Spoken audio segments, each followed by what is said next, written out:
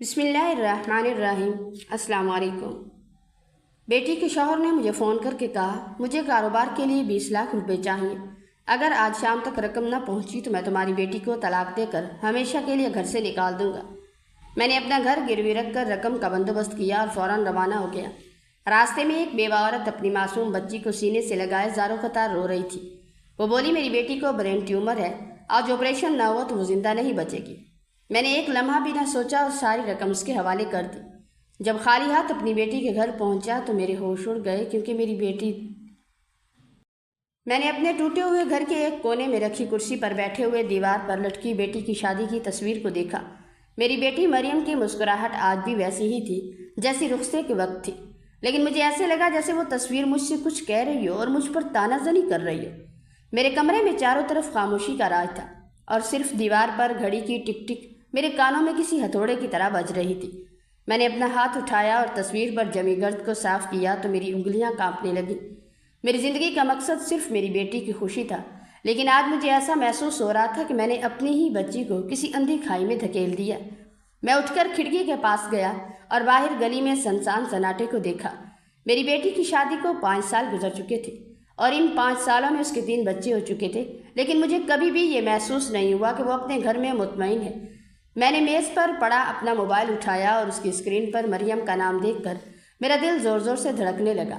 میں نے کال کا بٹن دبایا تو دوسری طرف رنگ جانے لگی اور میرا ہر گزرتا سیکنڈ کسی قیامت سے کم نہیں تھا۔ فون کی گھنٹی بجتی رہی اور میری سانسیں اٹکتی رہیں۔ آخرکار مریم نے فون اٹھایا اور اس نے ہیلو کہا تو اس کی آواز میں ایک عجیب سی تھکن اور لرزش تھی۔ میں نے اس سے پوچھا کہ تم کیسی ہو اور تمہارے بچے کیسے ہیں؟ تو اس نے فوراً جواب دیا کہ ابا میں بالکل ٹھیک ہوں اور میرے بچے بھی مزے میں ہیں، آپ اتنی فکر نہ کیا کریں۔ اس کی بات میں وہ روایتی چستی اور خوشی غائب تھی جو ایک خوشگوار زندگی گزارنے والی عورت کی آواز میں ہوتی ہے۔ میں نے اسے کوریدنے کی کوشش کی کہ تمہاری آواز کیوں بیٹھی ہوئی ہے اور تم اتنی جلدی کیوں بات ختم کرنا چاہتی ہو؟ تو وہ ہنس کر کہنے لگی ابا بس گھر کے کاموں کی وجہ سے تھوڑی تھکاوٹ ہو گئی ہے اور ابھی کچن میں دودھ ابل رہا ہے، اس لیے مجھے جانا پڑے گا۔ میں نے اسے مزید روکنے کی کوشش کی لیکن اس نے بڑی صفائی سے بات کاٹ دی اور فون بند کر دیا۔ میرے ہاتھ میں موجود موبائل بے جان ہو گیا اور میں وہیں صوفے پر بیٹھ گیا۔ مجھے اس کی باتوں پر بالکل یقین نہیں تھا کیونکہ میں جانتا تھا کہ مریم کبھی بھی کام سے نہیں تھکتی تھی، بلکہ وہ تو بچپن سے ہی بہت محنتی تھی۔ اس کی آواز میں چھپی ہوئی اداسی مجھے کسی اور ہی طرف لے جا رہی تھی اور میرا دل گواہی دے رہا تھا کہ وہ مجھ سے کچھ چھپا رہی ہے۔ میں 1 ہفتے سے مریم کی کال کا انتظار کر رہا تھا لیکن اس طرف سے مکمل خاموشی چھائی ہوئی تھی۔ میرا دل بے چین تھا اور میں نے سوچا کہ اب مزید انتظار کرنا خود کو اذیت دینے کے مترادف ہے۔ میں نے اپنے پرانے الماری کھولی اور اس میں سے ایک چھوٹا سا بیگ نکالا۔ میرے ہاتھ کانپ رہے تھے جب میں نے اپنے چند ضروری کپڑے اس میں ڈالے۔ میری بیٹی کا گھر دوسرے شہر میں تھا اور وہاں جانے کے لیے مجھے کافی پیسوں کی ضرورت تھی۔ میں نے اپنی جیب سے پینشن کے وہ چند سوکھے ہوئے نوٹ نکالے جو میں نے بہت مشکل سے بچائے تھے۔ میں ان نوٹوں کو گنتا رہا اور ہر نوٹ پر میری زندگی کا ایک ایک لمحہ لکھا ہوا تھا۔ میں نے اپنے گھر کے ہر کونے کو دیکھا اور ایک عجیب سی اداسی میرے دل میں اتر گئی۔ میں نے باورچی خانے میں جا کر چولہا چیک کیا کہ کہیں گیس تو کھلی نہیں رہ گئی اور پھر دروازے کو مقفل کر کے باہر نکلا۔ گلی میں نکلتے ہی مجھے ایسا لگا جیسے کوئی میرا پیچھا کر رہا ہو یا میری روح مجھ سے پوچھ رہی ہو کہ کیا تم اپنی بیٹی کو لینے جا رہے ہو یا اسے مزید مصیبت میں ڈالنے کے لیے راستہ ہموار کر رہے۔ میں بس اسٹینڈ پر کھڑا تھا اور میرے سامنے بسیں آ جا رہی تھیں۔ میرے بیگ میں چند روٹیاں اور پانی کی بوتل تھی کیونکہ میں وہاں پہنچ کر اپنی بیٹی پر بوجھ نہیں بننا چاہتا تھا۔ میں نے بس کا ٹکٹ خریدا اور ونڈو سیٹ پر بیٹھ گیا۔ جیسے جیسے بس شہر سے دور جا رہی تھی میرا دل دھڑکنا تیز ہو رہا تھا۔ راستے میں کھڑکی سے باہر پھیلے ہوئے کھیت اور ویران راستے میری تنہائی کی گواہی دے رہے تھے۔ میں اپنے خیالوں میں کہ کیسے میں مریم کے گھر پہنچوں گا اور اسے دیکھوں گا۔ بس کی رفتار کے ساتھ میری سوچیں بھی دوڑ رہی تھیں۔ میں سوچ رہا تھا کہ کیا مریم مجھے دیکھ کر خوش ہوگی یا وہ مجھ سے چھپے گی تاکہ اس کے شوہر کو برا نہ لگے۔ میری آنکھوں کے سامنے اس کا معصوم چہرہ گھوم رہا تھا اور مجھے ایسا لگ رہا تھا جیسے وہ کسی قید خانے میں بند ہو جہاں سے نکلنے کا کوئی راستہ نہیں ہے۔ میں اپنی پینشن کی رقم کو چھو کر دیکھ رہا تھا جیسے یہ میرے اور میری بیٹی کے درمیان کی آخری کڑی ہو۔ میں بس سے اترا اور مریم کے بتائے ہوئے پتے پر پہنچ گیا۔ اس کا گھر ایک عام سی گلی میں تھا۔ میں نے دروازے پر لگی گھنٹی دبائی تو میرا دل بری طرح دھڑک رہا تھا۔ کچھ لمحے گزرے تو دروازہ مریم نے کھولا۔ مجھے سامنے کھڑا دیکھ کر وہ ایک دم ساکت ہو گئی۔ اس کی آنکھیں حیرانی سے پھیل گئی اور پھر اس کی آنکھوں میں آنسو آ گئے۔ وہ کچھ بول نہ سکی، بس جلدی سے آ کر میرے گلے لگ گئی۔ وہ بہت دیر تک میرے کندھے پر سر رکھ کر روتی رہی۔ میں نے اس کی کمر پر ہاتھ پھیرا اور کہا کہ میں بس تمہیں دیکھنے آ گیا تھا، کیونکہ کافی دن سے بات نہیں ہوئی تھی۔ مریم نے اپنے آنسو پونجے اور مجھے اندر آنے کا اشارہ کیا۔ گھر کے اندر کا ماحول عام سا تھا، لیکن مجھے ہر چیز میں ایک ویرانی محسوس ہو رہی تھی۔ اس نے مجھے بیٹھک میں بٹھایا اور خود پانی لینے کے لیے کچن میں چلی گئی۔ میں کمرے کا جائزہ لینے لگا۔ وہاں موجود چیزیں جیسے چیخ چیخ کر کہہ رہی تھیں کہ یہاں سب کچھ ٹھیک نہیں ہے۔ مریم کے تینوں بچے میری آواز سن کر بھاگتے ہوئے کمرے میں آ گئے۔ وہ مجھے دیکھتے ہی میرے پاس آ گئے اور میرے ساتھ لپٹ گئے۔ ان کے چھوٹے چھوٹے ہاتھ جب میرے ہاتھوں کو چھو رہے تھے تو مجھے لگا کہ میں اپنی بیٹی کی ادھوری زندگی دیکھ رہا ہوں۔ سب سے بڑا بچہ مجھ سے پوچھنے لگا کہ نانا آپ کب آئے ہیں اور آپ کتنے دن یہاں رہیں گے؟ میں نے اس کے سر پر ہاتھ پھیرا اور کہا کہ میں بس آپ لوگوں سے ملنے آیا ہوں۔ مریم نے چائے اور کچھ کھانے کی چیزیں لا کر میز پر رکھی اور بچوں کو ڈانٹ کر دوسرے کمرے میں بھیج دیا۔ وہ میرے سامنے بیٹھ گئی اور مسکرانے کی کوشش کرنے لگی۔ اس کی مسکراہٹ مصنوعی لگ رہی تھی، جیسے وہ کسی اور کو دکھانے کے لیے ایسا کر رہی ہو۔ اس نے مجھ سے پوچھا کہ سفر کیسا رہا اور گھر میں سب ٹھیک ہے نا؟ میں نے اس کی آنکھوں میں دیکھا تو مجھے لگا وہ اپنی بات کو بدلنا چاہ رہی ہے تاکہ میں کوئی سوال نہ کروں۔ کچھ دیر بعد دروازے پر گاڑی کی آواز آئی اور پھر ایک بھاری قدموں کی چاپ سنائی دی۔ مریم کا چہرہ ایک دم زرد پڑ گیا۔ وہ جلدی سے اٹھ کر کچن کی طرف چلی گئی۔ میرا داماد کمرے میں داخل ہوا۔ اس نے مجھے صوفے پر بیٹھے دیکھا تو اس کے چہرے کے تاثرات ایک دم بدل گئے۔ اس نے بہت ہی بے رخی سے ایک خشک سا سلام کیا اور میری طرف دیکھے بغیر دوسرے کمرے کی طرف مڑ گیا۔ اس کا سلام اتنا ہلکا اور بے معنی تھا کہ مجھے لگا جیسے اس نے مجھ پر کوئی احسان کیا ہے۔ مجھے اس کے لہجے میں ایک عجیب سی تلخی اور نفرت محسوس ہوئی۔ وہ اپنے کمرے میں گیا اور دروازہ زور سے بند کر لیا۔ میں وہیں صوفے پر بیٹھا رہ گیا اور سوچتا رہا کہ کیا میری آمد اس کے لیے کوئی بوجھ تھی۔ مریم واپس آئی تو اس کے ہاتھ کانپ رہے تھے۔ اس نے مجھے کہا کہ آپ کھانا کھا لیں، وہ کام سے آیا اس لیے تھوڑے پریشان ہیں۔ میں خاموش رہا اور اس کی مجبوری کو سمجھنے کی کوشش کرتا رہا۔ رات کا کھانا لگا تو ہم سب دسترخوان پر بیٹھ گئے۔ داماد میرے بالکل سامنے بیٹھا تھا، لیکن اس کی نظریں پلیٹ میں جمی ہوئی تھی۔ مریم بار بار اس کی طرف دیکھ رہی تھی جیسے وہ کوئی غلطی کرنے سے ڈر رہی ہو۔ ماحول میں ایک عجیب سی خاموشی تھی جسے صرف چمچوں کے ہلکے سے شور سے توڑا جا رہا تھا۔ میں نے داماد سے پوچھا کہ تمہارا کام کیسا چل رہا ہے؟ تو اس نے ایک طنزیہ مسکراہٹ کے ساتھ میری طرف دیکھا اور کہا کہ کام کا کیا پوچھتے ہیں ابا جی، آج کل تو حالات ہی خراب ہے۔ اس کی آواز میں ایک عجیب سی کڑواہٹ تھی۔ میں نے کچھ اور کہنا چاہا تو اس نے ہاتھ اٹھا کر بات کاٹ دی اور اٹھ کر اپنی پلیٹ سائڈ پر رکھ دی۔ وہ ایک لفظ کہے بغیر وہاں سے اٹھ گیا اور باہر چلا گیا۔ مریم نے سر جھکا لیا اور مجھے ایسا لگا جیسے وہ ابھی رو پڑے گی۔ میں نے کھانا ادھورا چھوڑ دیا اور اٹھ کر کمرے میں جا کر لیٹ گیا۔ اس رات مجھے نیند نہیں آئی اور میں سوچتا رہا کہ میری بیٹی نے اپنی زندگی میں کیا کچھ برداشت کیا ہوگا۔ مریم کچن میں کھڑی برتن دھو رہی تھی۔ میں دروازے کی اوٹ سے اسے دیکھ رہا تھا۔ اس کے ہاتھ میں برتن تھا لیکن اس کی نظریں خلا میں جمی ہوئی تھی۔ وہ ایک برتن کو بار بار صاف کر رہی تھی جیسے وہ کسی گہری سوچ میں ڈوبی ہو۔ اس کے بالوں کی لٹیں اس کے ماتھے پر بکھری ہوئی تھی اور پسینے کے قطرے اس کی گردن پر چمک رہے تھے۔ مجھے پہلی بار شدت سے احساس ہوا کہ میری بیٹی کے چہرے کا رنگ پیلا پڑ چکا ہے۔ وہ جو کبھی ہنستی مسکراتی رہتی تھی، اب اس کے چہرے پر صرف تھکن اور بے بسی کے سائے تھے۔ میں نے اندر جانے کا ارادہ کیا لیکن رک گیا۔ میں نے دیکھا کہ وہ ایک دم چونک اٹھی، جیسے اسے لگا ہو کہ کوئی اسے دیکھ رہا ہے۔ اس نے تیزی سے اپنے آنسو پونجھے اور پھر سے برتن دھونے لگی۔ میں نے دیوار کا سہارا لیا اور سوچنے لگا کہ کیا باپ کی محبت اتنی اندھی ہوتی ہے کہ وہ اپنی بیٹی کی یہ حالت نہیں دیکھ سکتا۔ میں اس کی تکلیف کو محسوس کر سکتا تھا، وہ درد جو اس نے اپنی مسکراہٹ کے پیچھے چھپا رکھا تھا۔ میں آہستہ سے کچن میں داخل ہوا اور اس کے قریب جا کر کھڑا ہو گیا۔ وہ میری آہٹ سے پہچان گئی کہ میں ہوں۔ اس نے مڑ کر دیکھا تو اس کے چہرے پر ایک نکلی سی مسکراہٹ تھی۔ میں نے اس کا ہاتھ پکڑا اور کہا کہ مریم بیٹا، تم بہت تھکی ہوئی لگ رہی ہو، چلو بیٹھو، میں تمہاری مدد کرتا ہوں۔ اس نے اپنا ہاتھ کھینچ لیا اور کہا نہیں ابا جی، آپ کیوں تکلیف کر رہے ہیں؟ مجھے تو کام کی عادت ہی نہیں تھی، اس لیے تھوڑی تھکاوٹ ہو جاتی ہے، باقی سب ٹھیک ہے۔ اس کے یہ الفاظ میرے دل پر خنجر کی طرح لگے۔ میں نے اسے غور سے دیکھا اور پوچھا کہ شادی کو 5 سال ہو گئے ہیں، اب بھی تم کہتی ہو کہ کام کی عادت نہیں ہے؟ اس نے نظریں چرا لی اور سر جھکا کر کہا ابا جی، اب حالات ہی ایسے ہیں، پہلے جیسا وقت کہاں رہا۔ میں جانتا تھا کہ وہ جھوٹ بول رہی ہے۔ یہ تھکن کام کی نہیں بلکہ اس بوجھ کی تھی جو وہ اکیلے اٹھائے پھر رہی تھی۔ میں نے اس کے سر پر ہاتھ رکھا اور اسے چپ کرانے کی کوشش کی، لیکن وہ بس کام میں لگی رہی، جیسے وہ خود کو مصروف رکھ کر اپنے دکھوں کو بھلانا چاہتی ہو۔ شادی کے 5 سال اور 3 بچے یہ کوئی چھوٹا عرصہ نہیں ہوتا۔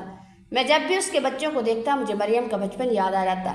وہ بچوں کو سنبھال رہی تھی، کبھی چھوٹے کو گود میں اٹھاتی تو کبھی دوسرے کو کھانا کھلاتی، لیکن اس کی حرکات و سکنات میں وہ تازگی نہیں تھی، وہ ایک ریبوٹ کی طرح کام کر رہی تھی۔ جب میں اس سے پوچھتا کہ تم خوش تو ہو نا، تو وہ بڑی تیزی سے جواب دیتی ہے کہ ہاں ابا جی میں بہت خوش ہوں، بس بچے تنگ کرتے ہیں اس لیے تھوڑا پریشانی ہو جاتی ہے۔ اس کا یہ کہ میں بہت خوش ہوں کہنا مجھے اور بھی زیادہ ڈراتا تھا۔ میں اس کے گھر کی ہر چیز میں اس کی اداسی ڈھونڈنے لگا، چاہے وہ کمرے میں پڑا ہوا بستر ہو یا باورچی خانے میں برتنوں کا ڈھیر۔ ہر چیز مریم کی خاموش چیخوں کی گواہی دے رہی تھی۔ میں اس کی باتوں کو پکڑنے کی کوشش کرتا لیکن وہ ہر بات کا رخ موڑ دیتی۔ وہ خوفزدہ تھی، اسے ڈر تھا کہ کہیں میں سچ نہ جان جاؤں اور اس کے گھر کی دیواریں گر نہ جائیں۔ رات کا وقت تھا اور باہر گلی میں سناٹا چھایا ہوا تھا۔ داماد ابھی تک واپس نہیں آیا تھا۔ مریم بار بار کھڑکی کی طرف دیکھ رہی تھی اور اس کے قدموں کی آڑ سے چونک جاتی۔ وہ کمرے میں ایسے پھر رہی تھی جیسے کسی جیل کے قیدی کی طرح اپنے ہی گھر میں گھٹن محسوس کر رہی ہو۔ میں اسے دیکھ رہا تھا کہ وہ کیسے چیزوں کو ترتیب دے رہی تھی، جیسے اسے خوف ہو کہ اگر کوئی چیز اپنی جگہ سے ہٹی تو طوفان آ جائے گا۔ اس کی آنکھوں میں وہ ڈر تھا جو صرف اس وقت ہوتا ہے جب کوئی اپنی ہی زندگی سے خوفزدہ ہو۔ میں نے اسے کہا کہ مریم تم سو جاؤ، میں اس کا انتظار کر لیتا ہوں، لیکن وہ بولی کہ نہیں ابا جی آپ آرام کریں، مجھے ابھی کچھ کام باقی ہے۔ وہ پوری رات اسی طرح سہمی سہمی پھرتی رہی۔ اس کی حرکت سے ظاہر ہو رہا تھا کہ وہ اپنے شوہر کے آنے سے پہلے ہر چیز کو مکمل رکھنا چاہتی ہے تاکہ اسے کوئی شکایت کا موقع نہ ملے۔ مجھے محسوس ہوا کہ یہ گھر نہیں بلکہ ایک ایسی تجربہ گاہ تھی جہاں میری بیٹی کو ہر لمحے اپنی ذات کو مار کر جینا پڑ رہا تھا۔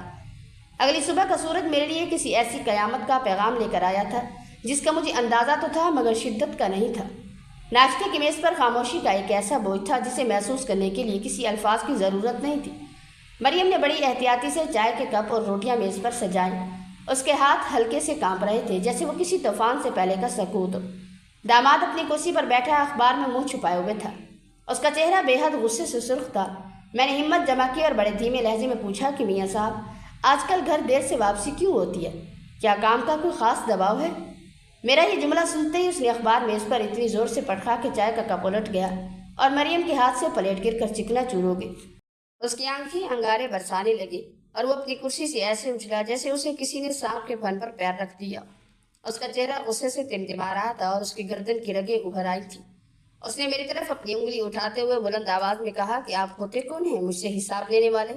یہ میرا گھر ہے، میری مرضی ہے، اور آپ کو یہاں بیٹھ کر یہ کہنے کا کوئی حق نہیں پہنچتا کہ میں کہاں جاتا ہوں اور کیوں آتا ہوں۔ اس کی آواز میں اتنی بے ادبی اور توہین تھی کہ میرا دل مٹھی میں آ گیا۔ مریم جو پہلے ہی سہمی ہوئی تھی اس کی آنکھیں فوراً چھلک پڑی اور وہ سر جھکا کر کھڑی رہی۔ وہ مجھ سے معافی مانگ رہی تھی لیکن اس کی نظریں زمین پر جمی ہوئی تھی۔ مجھے اپنی بیٹی کی یہ بے بسی دیکھ کر ایسا لگا جیسے کسی نے میرے سینے میں خنجر گھونپ دیا۔ میں نے اسے خاموش رہنے کا اشارہ کیا لیکن میرا اپنا دل اندر ہی اندر جل رہا تھا۔ اس کے شوہر نے مزید کچھ تلخ باتیں کی اور میز کو ٹھوکر مار کر گھر سے نکل گیا۔ وہ دروازہ اتنی زور سے بند کر کے گیا کہ پوری دیواریں ہل گئیں۔ مریم وہیں فرش پر بیٹھ گئی اور بکھرے ہوئے برتنوں کے ٹکڑوں کو چننے لگی۔ داماد کے جانے کے بعد گھر میں ایک ایسی ویرانی چھا گئی جیسے سب کچھ ختم ہو گیا ہو۔ میں نے مریم کے قریب جا کر اس کا ہاتھ پکڑا اور اسے اٹھانے کی کوشش کی۔ وہ میرے کندھے پر سر رکھ کر زاروں قطار رونے لگی۔ اس کی ہچکیاں میرے دل کو چھلنی کر رہی تھی۔ میں نے پوچھا کہ مریم یہ سب کیا ہے؟ کیا تم اس گھر میں قید ہو؟ اس نے دھیرے سے سر اٹھایا اور مجھے بتایا کہ اس کا شوہر ایک لکڑی کا کاروبار کرتا تھا جو اب مکمل طور پر تباہ ہو چکا ہے۔ اسے قرضوں نے گھیر لیا ہے اور وہ ہر دن کسی نہ کسی نئے مالی دباؤ میں رہتا ہے۔ اس نے مجھے بتایا ہے کہ گھر کے اخراجات پورے نہ ہونے کی وجہ سے وہ ہر رات باہر وقت گزارتا ہے تاکہ اسے مجھ سے یا بچوں سے سامنا نہ کرنا پڑے۔ مجھے یہ سن کر احساس ہوا کہ وہ کتنا بڑا بوجھ تنہا اٹھائے پھر رہی ہے۔ اس کی زندگی صرف ان 3 بچوں اور اس گھر کی 4 دیواری تک محدود ہو کر رہ گئی تھی۔ وہ مجھے بتانے لگی کہ کیسے اس کا شوہر کبھی اس پر چلانے لگتا ہے تو کبھی بچوں کو بلا وجہ مارتا ہے۔ وہ بتانے لگی کہ ابا جی آپ نہیں جانتے کہ کتنی راتیں ایسی گزری ہیں جب اس نے مجھے گھر سے نکالنے کی دھمکی دی، صرف اس لیے کیونکہ میں اس سے گھر کا خرچہ مانگ لیتی تھی۔ اس کی یہ باتیں سن کر مجھے اپنی بیٹی کو اس رشتوں کے بندھن میں باندھنے کا فیصلہ ایک بڑی غلطی محسوس ہونے لگا۔ کاروبار کی اس تباہی نے اس کے شوہر کے اخلاق کو بھی تباہ کر دیا تھا۔ اس کی بدتمیزی اور غصہ اصل میں اس کی اپنی ناکامی کا غصہ تھا جو وہ میری بیٹی پر نکال رہا تھا۔ میں نے اسے تسلی دینے کی کوشش کی لیکن میرے پاس کوئی ایسا جواب نہیں تھا جو اس کی زندگی کی ان تلخیوں کو مٹا سکے۔ ہم دونوں کچن کے فرش پر بیٹھے رہے اور مریم اپنی ساری داستان غم سناتی رہی۔ میں نے اسے کہا کہ مریم تم میرے ساتھ چلو، میں تمہیں اس جہنم میں نہیں چھوڑ سکتا، لیکن وہ میری بات سن کر اور بھی زیادہ رونے لگی۔ اس نے کہا ابا جی میری عزت اسی گھر کے ساتھ وابستہ ہے، اگر میں یہاں سے چلی گئی تو لوگ کیا کہیں گے اور میرے بچے کہاں جائیں گے؟ اس کی یہ باتیں سن کر میرا سر چکرا گیا۔ मुझे लगा कि मैं अपनी बेटी को इस समाजी कैद से कभी नहीं निकाल सकूंगा। उसके शौहर के कारोबार की तबाही अब हमारे खानदान की तबाही बन चुकी थी। उस दिन मैंने अपनी बेटी के चेहरे पर जो मायूसी देखी वो मुझे मरते दम तक नहीं भूलेगी। उसका शौहर जो एक वक्त में अच्छा इंसान समझा जाता था, अब एक ऐसा वहशी बन चुका था जो सिर्फ लड़ाई झगड़े पर यकीन रखता था। मैं इस घर में एक खामोश तमाशाई की तरह सब देख रहा था, मगर मेरा हर कदम उसके लिए और भी ज्यादा मसाइल पैदा कर रहा था। मैंने खुद से अहद किया कि मैं अब अपनी बेटी को इस तरह नहीं देख सकता। मैंने उसे समझाने की कोशिश की कि जिंदगी इन चीजों से ज्यादा कीमती है, लेकिन वो अपने शौहर के खौफ से बाहर निकलने का सोच भी नहीं सकती थी। कारोबार के मामलात इतने खराब थे कि उसका शौहर हर छोटे मसले पर तशद्दुद पर उतर आता था। घर का माहौल ऐसा हो चुका था कि बच्चे भी अब अपने बाप से डर कर दूर रहने लगे थे। मरियम उन बच्चों को संभालने के लिए दिन रात एक किए हुए थी, जबकि उसका शौहर घर आकर सिर्फ उस पर अपना गुस्सा उतारता था। मैंने उस शाम फैसला कर लिया कि मैं अब यहाँ ज्यादा दिन नहीं रह सकता, क्योंकि मेरी मौजूदगी से उसकी तलखियां बढ़ रही थी। लेकिन मैं उसे अकेला भी नहीं छोड़ना चाहता था। ये वो कश्मकश थी जिसने मुझे अंदर से तोड़ दिया था। एक हफ्ता बीत चुका था। इस घर में रहकर मुझे ऐसा लग रहा था जैसे मैं किसी ऐसी आग में जल रहा हूँ जिसका धुआं मेरी बेटी का गला घोंट रहा है। मेरी वापसी का वक्त आ गया था। मैंने अपना पुराना बैग अलमारी से निकाला, उसके कोने फट चुके थे, बिल्कुल मेरी हिम्मत की तरह। मरियम ने जब ये देखा कि मैं तैयारी कर रहा हूँ तो उसकी आंखों में एक ऐसी अजीब सी बेबसी तैरने लगी जो मैंने पहले कभी नहीं देखी थी। वो डर रही थी कि अगर मैं यहाँ से चला गया तो वो उस दरिंदे के सामने बिल्कुल अकेली रह जाएगी। उसने मेरे पास आकर कहा कि अब्बा जी, आप जरा उसे कह दें कि आपको स्टेशन छोड़ दे, क्योंकि मुझे डर लगता है कि आप इतनी दूर अकेले कैसे जाएंगे। मैंने उसे तसल्ली देने के लिए सर पर हाथ फेरा, हालांकि खुद मेरा दिल अंदर से चीख रहा था। मैंने दामाद के कमरे की तरफ कदम बढ़ाए। वो बिस्तर पर लेटा छत को घूर रहा था। मैंने बड़े तहम्मुल से उससे बात करने की कोशिश की कि मेरी बस का वक्त हो गया है, क्या तुम मुझे स्टेशन छोड़ सकते हो। उसके चेहरे पर एक करीब मुस्कुराहट आई, जैसे मैंने कोई बहुत बड़ा मजाक कर दिया हो। वो बिस्तर से एक झटके से उठा और मेरी तरफ तेजी से बढ़ा। उसकी आंखों में वहशत थी और लहजे में जहर। वो चिल्लाने लगा कि तुम्हारे पास कोई और काम नहीं है। मैं यहाँ कारोबार डूबने की फिक्र में पागल हो रहा हूँ और तुम्हें स्टेशन छोड़ने की पड़ी। वो रुक नहीं रहा था। उसने मुझ पर तानेबाजी शुरू कर दी। उसने कहा कि मुझे सब पता है, तुम अपनी इस थोड़ी सी पेंशन पर आयाशी कर रहे हो और यहाँ मेरा खून निचोड़ कर ले जाना चाहते हो। वो मरियम की तरफ मुड़ा और उस पर बस पड़ा कि तुम्हारा बाप मेरे घर पर बोझ बनकर बैठा है, इसे कहो यहाँ से निकल जाए, दोबारा कभी शक्ल न दिखा। मरियम दीवार के साथ लगकर सहमी हुई खड़ी थी। उसकी आंखों से आंसुओं की झड़ी लगी हुई थी, लेकिन वो एक लफ्ज भी बोल न सकी। उसके शौहर के हर ताने ने जैसे मेरा कलेजा चीर दिया था। मैंने मरियम की तरफ देखा। वो उस वक्त जमीन में गड़ जाने के करीब थी। उसकी खामोशी उसकी सबसे बड़ी शिकस्त थी। मैंने सोचा कि अगर मैं यहाँ से कुछ बोलता हूँ तो या बहस करता हूँ तो इसका सारा गुस्सा कल मरियम पर उतरेगा। मैंने एक गहरी सांस ली, अपनी बूढ़ी कमर को सीधा किया और अपना बैग उठा लिया। मैंने दामाद की आंखों में आंखें डालकर देखा। वो अब भी गुस्से में पागल हो रहा था, लेकिन मैंने खामोशी इख्तियार की। मैंने मरियम को आखिरी बार देखा। वो अपना मुंह हाथों में छुपाए रो रही थी। मैंने उसे सिर्फ इतना कहा कि बेटा अपना ख्याल रखना, और तेजी से उस कमरे से बाहर निकल आया। जैसे ही मैं दरवाजे से बाहर निकला, मेरे कदम लड़खड़ाने लगे। मुझे अपनी बेटी को इस हाल में छोड़कर जाने का दुख किसी जहर की तरह मेरे जिस्म में सरायत कर रहा था। घर से बाहर निकलते वक्त मुझे ऐसा लगा जैसे मैंने अपना दिल उसी कमरे में छोड़ आया हूं। मैं स्टेशन की तरफ पैदल चल पड़ा, क्योंकि मेरे पास उस शख्स के तानों को सुनने की मजीद सकत नहीं थी। स्टेशन की भीड़ में पहुंचकर मैं एक बेंच पर बैठ गया। चारों तरफ लोग अपने अपने सफर में मगन थे। कोई हंस रहा था, कोई मुस्कुरा रहा था, मगर मैं अपनी जिंदगी के सबसे बड़े अंधेरे में खड़ा था। मेरी आंखों से आंसुओं का एक सैलाब था जो रुकने का नाम नहीं ले रहा था। लोग मुझे देख रहे थे, मगर मुझे किसी की परवाह नहीं थी। मेरे जहन में सिर्फ मरियम का वो सहमा हुआ चेहरा, वो टूटी हुई प्लेटें और उसके शोहर की वो जहरीली आवाज गूंज रही थी। मैं सोच रहा था कि क्या मेरी बेटी अब कभी खुश हो सकेगी? क्या वो उस शख्स के साथ अपनी जिंदगी गुजार पाएगी? मेरे पास पेंशन के चंद रुपए थे, मगर उन पैसों की कीमत उस वक्त मेरे लिए एक मिट्टी के जर्रे के बराबर थी, क्योंकि उस रकम से मैं अपनी बेटी की खुशियां नहीं खरीद सका था। मैं तन्हा था और स्टेशन की इस भीड़ में मुझे अपना वजूद भी बोझ लग रहा था। मैं जब अपने घर की दहलीज पर पहुंचा तो ताला खोलते ही मेरे हाथ इतने कांप रहे थे कि चाबी 2 बार नीचे गिरी। घर के अंदर दाखिल हुआ तो एक ऐसी ठंडक और सन्नाटा था जिसने मुझे अंदर तक जकड़ लिया। मेरा घर जो कभी मेरी बेटी की हंसी और उसकी चहल पहल से आबाद रहता था, आज एक मकबरे जैसा खामोश था। मैंने बैग एक कोने में फेंका और सोफे पर ढेर हो गया। कमरे के अंदर मुझे हर तरफ मरियम की परछाइयां नजर आ रही थी, जहां वो बैठती थी, जहां वो चलती थी। آج وہاں صرف گرد اور تنہائی تھی۔ میں نے اپنی کمر سیدھی کرنے کی کوشش کی تو میری ہڈیوں میں ایک درد سا اٹھا، مگر یہ جسمانی درد اس دکھ کے سامنے کچھ بھی نہیں تھا جو میرے دل کے کسی نہ کسی کونے میں کچوکے لگا رہا تھا۔ میں نے اپنے ہی قدموں کی چاپ سنی جو خالی کمروں میں گونج رہی تھی، جیسے کوئی مجھے پکار رہا ہو، جیسے کوئی مجھ سے پوچھ رہا ہو کہ تم اسے وہاں چھوڑ کر کیوں آ گئے۔ کچھ دن اسی طرح گزرے۔ میں بازار میں صرف ضرورت کا سودا صرف لینے جاتا تھا۔ میرے اندر نہ کچھ پکانے کی ہمت تھی اور نہ کھانے کی خواہش۔ میری زندگی صرف سانس لینے تک محدود ہو کر رہ گئی تھی۔ ایک دن بازار میں میری ملاقات میرے پرانے دوست حاجی کیسر سے ہو گئی۔ انہوں نے مجھے دیکھتے ہی پہچان لیا۔ وہ میرے پاس آئے، میرے کندھے پر ہاتھ رکھا اور پوچھا کہ مریم کے گھر کا کیا حال ہے؟ تم تو اسے دیکھنے گئے تھے۔ میں نے نظریں چڑھائی اور بس اتنا کہہ پایا کہ حالات ٹھیک نہیں ہیں۔ حاجی کیسر نے مجھے غور سے دیکھا اور پھر ایک گہری سانس لے کر بولے کہ میں نے تو پہلے ہی کہا تھا کہ اتنی دور بیٹی کا رشتہ کرنا ٹھیک نہیں ہے۔ پتہ نہیں تمہاری پیٹھ پیچھے تمہارا داماد اس کے ساتھ کیا کرتا ہوگا۔ جب سامنے تمہارے ساتھ اتنا بدتمیز ہو سکتا ہے تو اکیلے میں وہ کس حد تک جا سکتا ہے؟ ان کی یہ باتیں میرے زخموں پر نمک چھڑکنے کے مترادف تھی۔ میں نے وہاں سے تیزی سے کنارہ کشی کی، مگر ان کے الفاظ میرے کانوں میں ہتھوڑے کی طرح بج رہے تھے۔ اس شام جب میں گھر لوٹا تو بھوک کا نام و نشان بھی نہیں تھا۔ کچن میں پڑا چولہا ٹھنڈا پڑا تھا اور مجھے اسے جلانے کی بھی ہمت نہیں ہو رہی تھی۔ میں اپنے کمرے میں بستر پر لیٹ گیا اور چھت کو گھورنے لگا۔ میرے پیٹ میں بھوک کی وجہ سے ایک مروڑ اٹھ رہا تھا، مگر میرے ذہن میں صرف مریم کا چہرہ تھا۔ میں سوچ رہا تھا کہ کیا وہ آج بھی بھوکی ہوگی؟ کیا اس کا شوہر آج بھی اس پر چیخا ہوگا؟ کیا میری نواسی اور نواسی اس وقت رو رہے ہوں گے؟ میں نے کروٹ بدلی تو تکیہ گھیرا محسوس ہو رہا۔ میں رو نہیں رہا تھا، شاید آنسو بھی اب ختم ہو چکے تھے، بس ایک بے چینی تھی کہ مجھے چین نہیں لینے دے رہی تھی۔ میں نے سوچا کہ زندگی کتنی بے رحم ہے۔ ایک باپ اپنی ہی اولاد کو کسی درندے کے حوالے کر کے اپنے گھر میں سکون سے لیٹا ہے۔ یہ احساس مجھے اندر ہی اندر کھایا جا رہا تھا۔ رات کا پچھلا پہر تھا جب مجھے ایک عجیب سی غنودگی نے آ لیا۔ میں خواب کی دنیا میں پہنچ گیا۔ میں دیکھ رہا تھا کہ مریم اپنے گھر میں بیٹھی ہے، اس کے گرد تاریکی ہے اور اس کا شوہر اس پر کسی جنگلی جانور کی طرح چیخ رہا ہے۔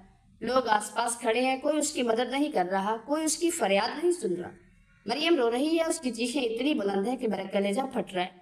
وہ میری طرف ہاتھ بڑھا کر مدد مانگ رہی ہے، ابا مجھے بچا لو، ابا مجھے یہاں سے نکال لو۔ میں اس کی طرف بھاگنے کی کوشش کر رہا ہوں، مگر میرے پاؤں زمین میں دھنس گئے ہیں۔ میں جتنا زور لگا رہا ہوں وہ مجھ سے اتنی ہی دور ہوتی جا رہی ہے۔ اس کی وہ کربناک چیخ میری روح تک پہنچ گئی۔ میں اچانک ایک زوردار جھٹکے کے ساتھ اٹھ بیٹھا۔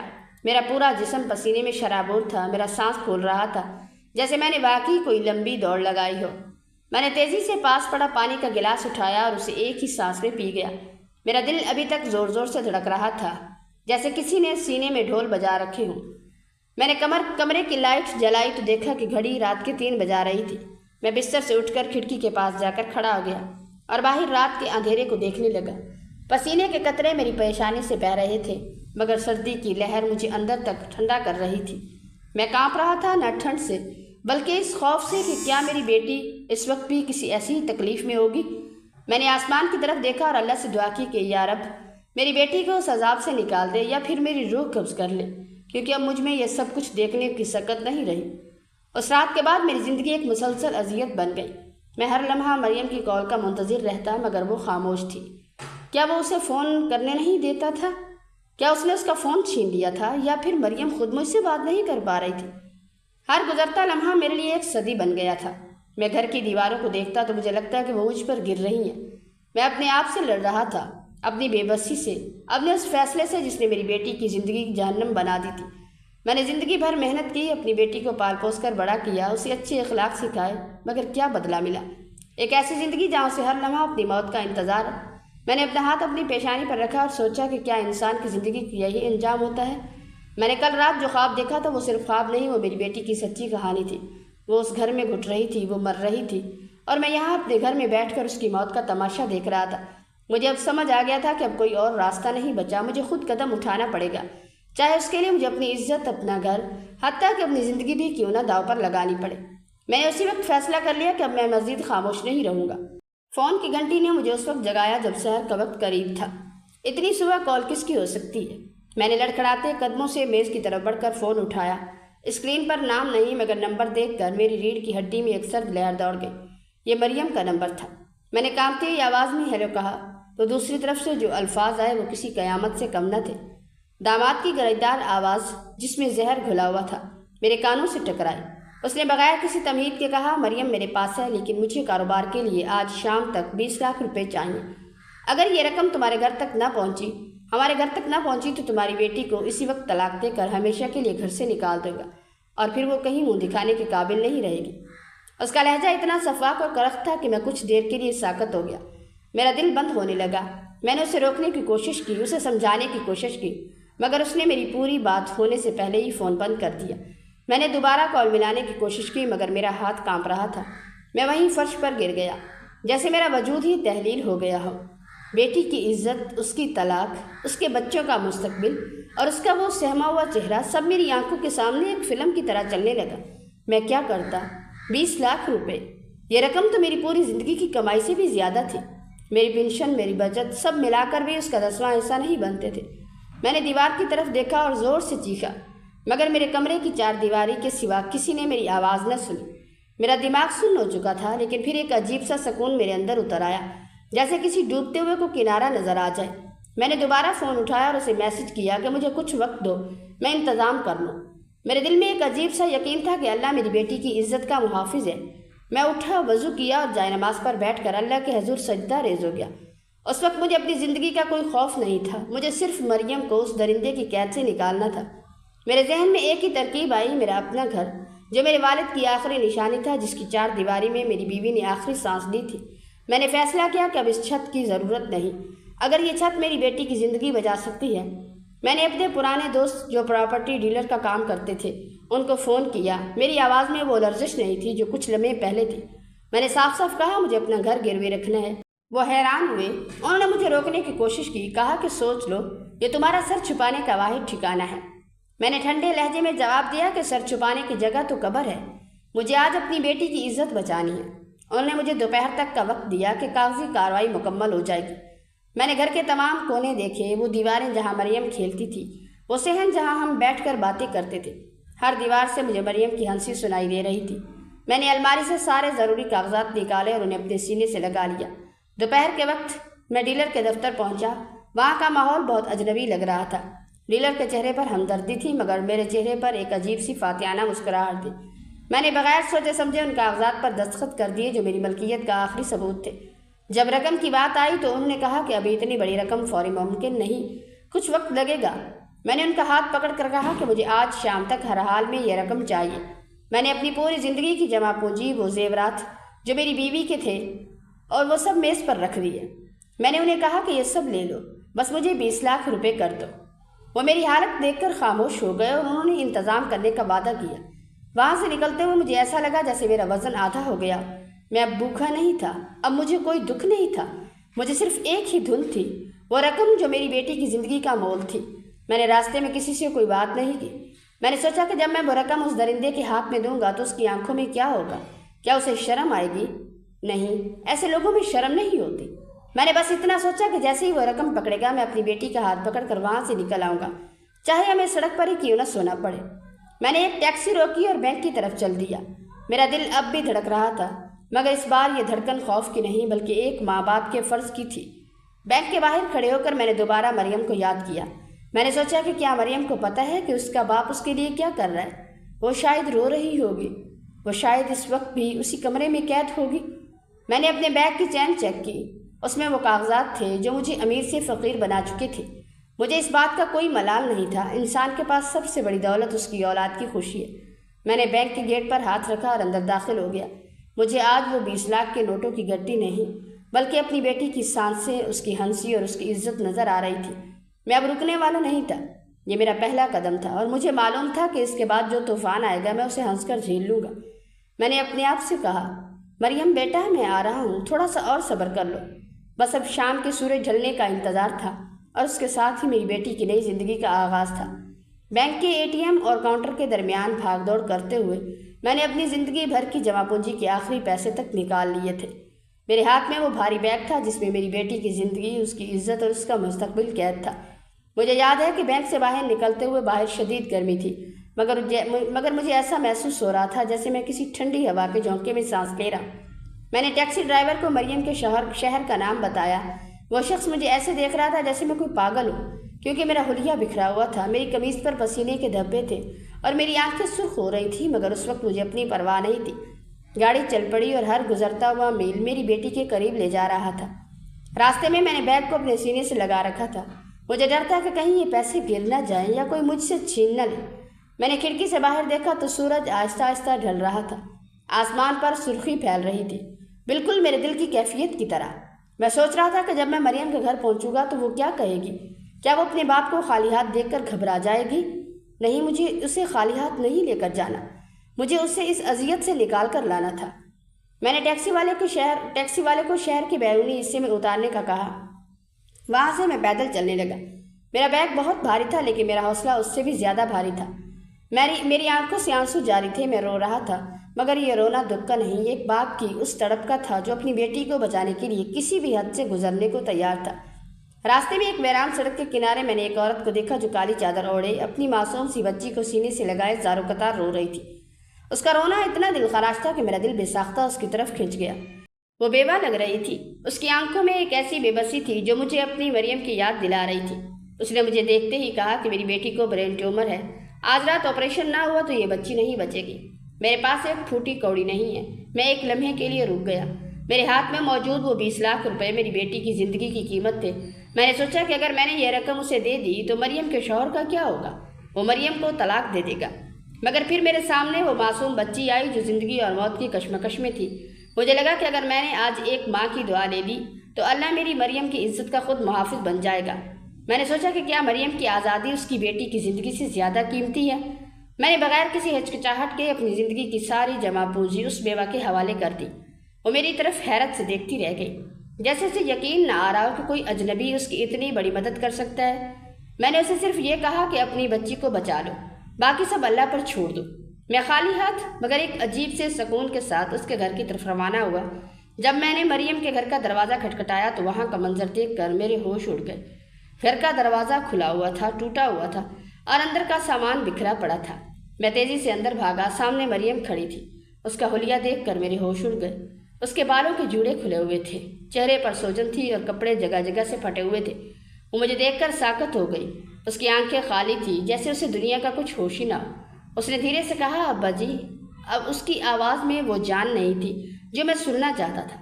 میں نے کہا، میں نے کچھ نہیں کہا، بس اسے اپنے سینے سے لگا لیا۔ وہ بالکل بے جان سی میرے بازوؤں میں گر گئی۔ اس کے جسم سے ایسی بو آ رہی تھی جیسے وہ کئی دنوں سے نہائی نہ ہو۔ مجھے یہ دیکھ کر اپنی روح زخمی ہوتی محسوس ہوئی۔ میں نے اسے اٹھانے کی کوشش کی تو اس نے کمزور سی آواز میں کہا، ابا جی وہ چلے گئے ہیں، وہ سب کچھ لوٹ کر لے گئے ہیں۔ میں نے پوچھا، کون؟ اس کی آنکھوں سے آنسو بہنے لگے۔ میں نے اسے سہارا دے کر اندر کمرے میں بٹھایا۔ گھر کا سامان بکھرا ہوا تھا۔ وہ درندہ، وہ صفاک انسان اسے طلاق دے کر اور سب کچھ لوٹ کر گھر بھاگ چکا تھا۔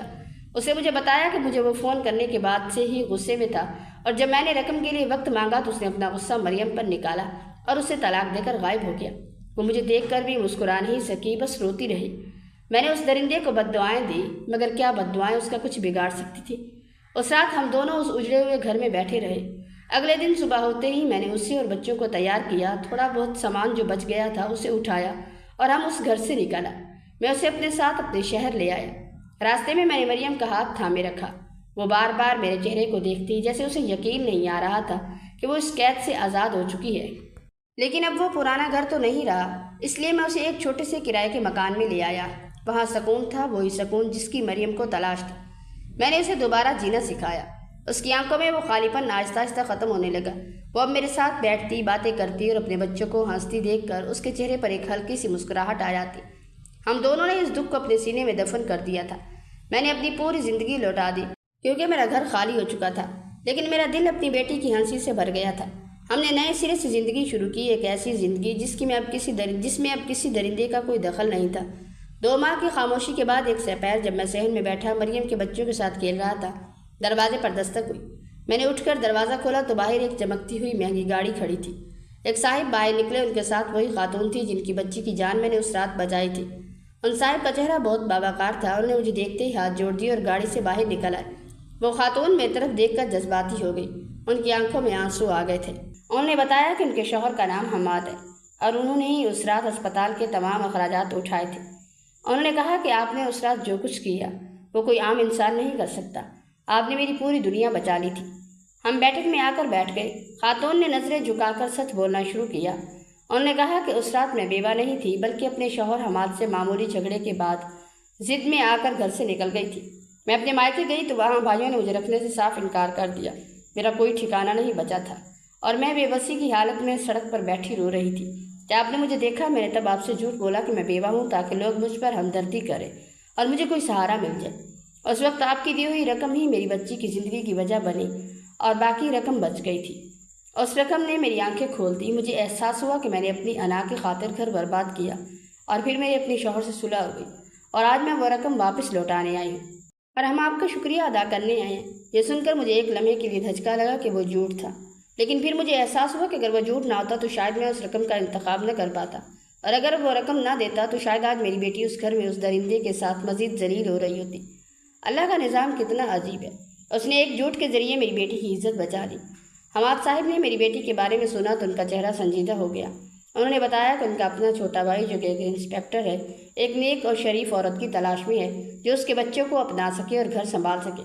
इसी दौरान एक और ख़बर मिली। एक रिश्तेदार ने बताया कि मेरा साहब दामाद अब इस दुनिया में नहीं रहा। उसने अपनी ज़िंदगी का खात्मा खुद कर लिया है। उसके जोए और शराब की लत ने उसे कर्ज़ों में इतना डबो दिया था कि उसके पास बचने का कोई रास्ता नहीं था। यह खबर सुनकर मेरे चेहरे पर कोई अफसोस नहीं, बल्कि एक सुकून था, जैसे वो किसी बहुत बड़ी बला से बच गई हो। मुझे एहसास हुआ कि अल्लाह ने वक्त पर हमसे वो रकम छीन कर एक बड़ी मुसीबत को टाल दिया था, वरना आज हम शायद और भी बड़े अजाब में होते। उनके जाने के बाद मैंने वो रकम हाथ में ली तो मेरे जहन में अपने उस घर का ख्याल आया जो मैंने अपनी बेटी के लिए, उसकी ज़रूरियात पूरी करने के लिए मजबूरी के आलम में गिरवी रखवाया था।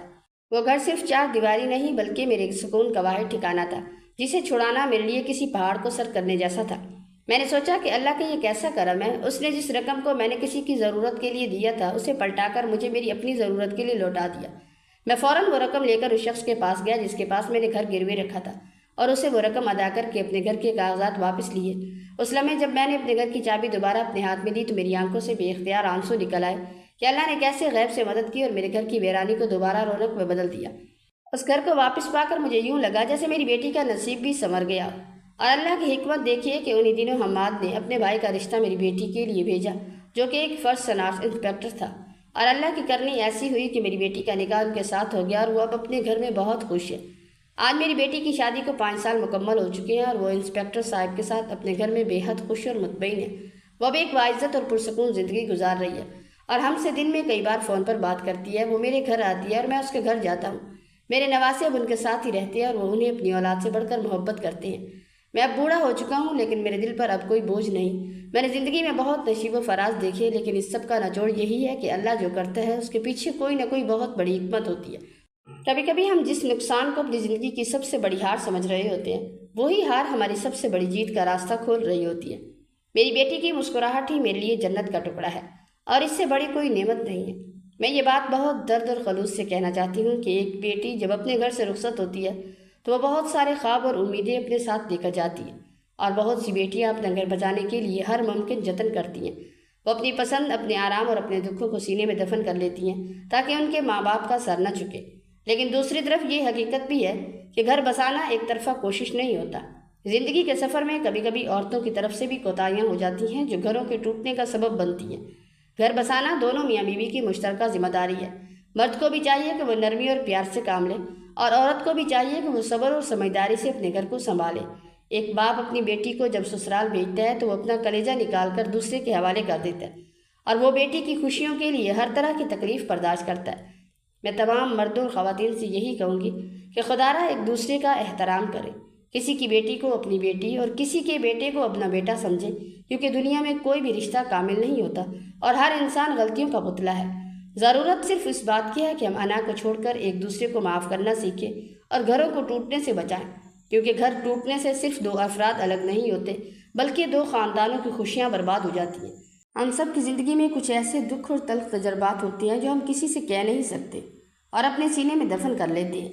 मगर याद रखिए कि अपने दिल का दुख अगर इंसानों के सामने रखा जाए तो वो तमाशा बन जाता है, लेकिन जब यही दुख, यही आंसू और यही फरियादें हम दर इलाही पे रख देते हैं तो वही आंसू दुआ बनकर हमारी तकदीर बदल देते हैं। ज़िंदगी के इस सफ़र में हम सब ही कहीं ना कहीं टूटते हैं, बिखरते हैं और गिरते हैं, लेकिन असल हिम्मत यही है कि गिरने के बाद दोबारा उठ खड़े हो اور یہ یقین رکھیں کہ جب دنیا کے سارے دروازے بند ہو جاتے ہیں تو تبھی اللہ کی رحمت کا وہ دروازہ کھلتا ہے جو کبھی بند نہیں ہوتا۔